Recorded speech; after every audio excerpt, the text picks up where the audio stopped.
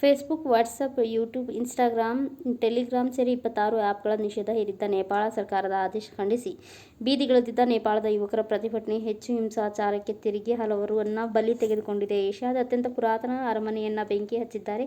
ಇದರಿಂದಾಗಿ 1700 ಕೊಠಡಿಗಳನ್ನು ಹೊಂದಿದ ಅರಮನೆ ಹಾನಿಗೀಡಾಗಿದೆ. ಜಿಲ್ಲಾ ಕೋರ್ಟ್ನಿಂದ ಸುಪ್ರೀಂ ಕೋರ್ಟ್ವರೆಗೂ ಅನೇಕ ನ್ಯಾಯಾಲಯಗಳಿಗೆ ಬೆಂಕಿ ಹಚ್ಚಿ ತಮ್ಮ ಆಕ್ರೋಶ ಹೊರಹಾಕಿದ್ದಾರೆ. ಶೀತಲ್ ನಿವಾಸ್ ಎಂದೇ ಹೆಸರಾಗಿರುವ ರಾಷ್ಟ್ರಪತಿ ಭವನವನ್ನು ನೇಪಾಳ ಸೇನೆ ಈಗಾಗಲೇ ವಶಪಡಿಸಿಕೊಂಡಿದೆ. ಸರ್ಕಾರಿ ಆಸ್ತಿಯ ಮೇಲಿನ ದಾಳಿ ಘಟನೆಗಳು ದೇಶದಲ್ಲಿ ಉದ್ವಿಗ್ನತೆಯನ್ನು ಹೆಚ್ಚಿಸಿವೆ.